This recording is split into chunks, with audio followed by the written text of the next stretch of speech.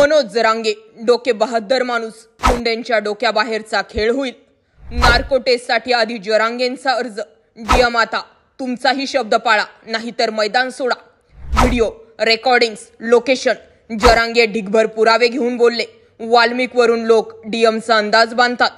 सध्या ग्रहदशा फिरलेली. मुंडेंचा लगेच पटरीवर येण्याचा प्रयत्न घातक ठरेल. नेमकं घडायला काय? राज्याच्या राजकारणामध्ये जितकं राजकारण इंटरेस्टिंग आहे, तितकेच फॅक्ट आहेत की मनोज जरांगे पुढच्या वेळी कुठला डाव टाकतील. मनोज जरांगेंनी एक पत्रकार परिषद घेतली. वाऱ्यासारखी बातमी फिरली. मनोज जरांगे यांच्या हत्येची सुपारी 2.5 कोटींमध्ये देण्यात आली. हत्येचा मास्टर माइंड कोण? सगळीकडे खळबळ होती, चर्चा होती, पण माहिती समजली नाही. दुसऱ्या दिवशी बातमी समोर आली. हत्येच्या कनेक्शन सोबत बीडचं कनेक्शन जोडलं जाते. 2 आरोपींना ताब्यात घेण्यात आले. 2 आरोपींपैकी एक आरोपी मनोज जरांगेंच्या जवळचा, तर दुसरा संशयित आरोपी धनंजय मुंडेंच्या जवळचा. संशयित दोन्ही आरोपींमधील चर्चा, कॉल रेकॉर्डिंग्स व्हायरल होतात. धनंजय मुंडे आणि संबंधित दुसरा आरोपी कुठे भेटला, भाऊबीजेच्या दिवशीचं लोकेशन काय होतं, याची माहिती फुटते. धनंजय मुंडेच त्यांची गाडी संबंधित आरोपीला वापरण्यासाठी देणार, याचीही बातमी समोर येते. या सगळ्या गोष्टी जशा जशा वाढत चालतात, तसतसा या विषयातील ट्विस्ट वाढतो.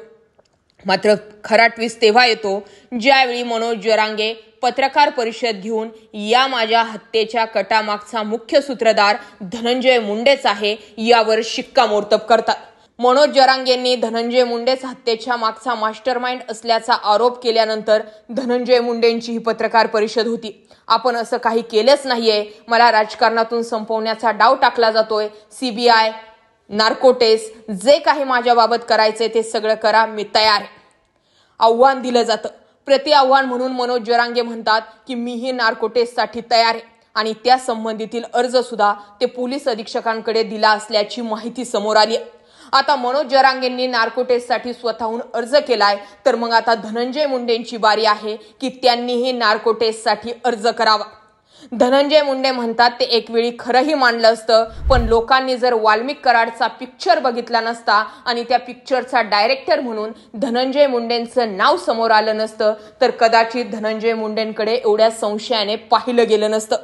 मात्र धनंजय मुंडे विसरून जातात की संतोष देशमुख हत्या प्रकरण, महादेव मुंडे हत्या प्रकरण, संपदा मुंडे आत्महत्या की हत्या प्रकरण, या सगळ्या भूमिकांमध्ये आपण कुठली बाजू घेतली आणि किती काळ विषय लावून धरला. धनंजय मुंडे स्वतःला डिफेंड करताना म्हणतात की हे सगळं घडलं का तर मी ओबीसी मोर्चामध्ये गेलो, मी ओबीसींची बाजू घेतली म्हणून माझ्यावर हे आरोप लावले जातात, असं सांगून ओबीसींना आपल्या बाजूने वळवण्याचा प्रयत्न धनंजय मुंडे करतात. मात्र हे सगळं करत असताना जरांगेंनी जसं धनंजय मुंडेंचं नाव घेतलं किंवा आपल्या हत्येचा कट रचला जातोय असं सांगितलं, त्यानंतर मनोज जरांगेंच्या बाजूने उभा राहिलेला समाज आणि आमदारांची संख्या लक्षणीय आहे. अख्खं बीड मनोज जरांगेंच्या मागे उभे राहिले. एकही आमदार सुटला नाही आणि एकही खासदार सुटला नाही. होय, पंकजा मुंडे यांनी सगळ्यात अगोदर जालना पोलीस अधीक्षकांना फोन करून मनोज जरांगेंच्या हत्येच्या कटामागील नेमका सूत्रधार कोण आणि मनोज जरांगेंच्या सुरक्षेची काळजी घ्या असा फोन केल्याची बातमी फुटली.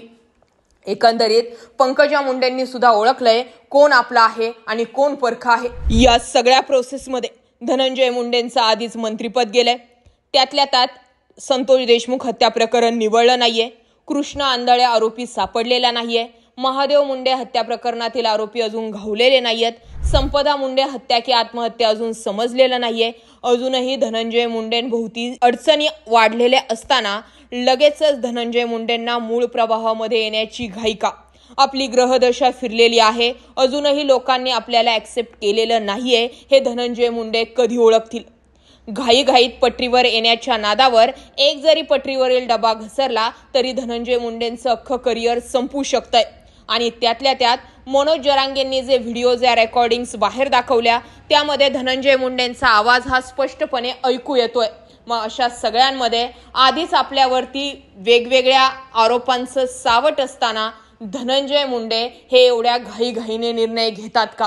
आणि मुळात एक वाल्मिक कराड आत असताना असे किती वाल्मिक कराड धनंजय मुंडेंजवळ आहेत की जे मनोज जरांगेंच्या हत्येच्या सुपारीपर्यंत पोहोचले, हा सुद्धा प्रश्न नाही का? आता या सगळ्या खेळामध्ये मनोज जरांगे डोके बहादर माणूस हे मी यासाठीच म्हणते की मनोज जरांगे 2.5-3 वर्षांपासून एक आंदोलन लावून धरतायत आणि अजूनही कोणत्याही पॉलिटिकल नेत्यासोबत मॅनेज झालेले नाही. अजूनही त्यांच्यावरती सरकार कुठल्याही प्रकारचा दबाव बनवू शकलं नाही आणि मनोज जरांगे नेमकं कोणत्या राजकीय नेत्याचा माणूस आहे हे समजू शकलेलं नाही. तर मग समजून जा, मनोज जरांगे लॉंग टर्म राजकारण नाही तर समाजकारण खेळणारा माणूस आहे आणि अशा वेळी डीएमला लगेचच्या लगेच मनोज जरांगेंना हात घालणं चूक आणि चूकच ठरेल. कसं पाहता या सगळ्या गोष्टींकडे कमेंट सेक्शनमध्ये जरूर व्यक्त व्हा. असाच माहितीपूर्ण व्हिडिओज पाहण्यासाठी आपल्या चॅनल आवर्जून सबस्क्राईब करा. जय महाराष्ट्र.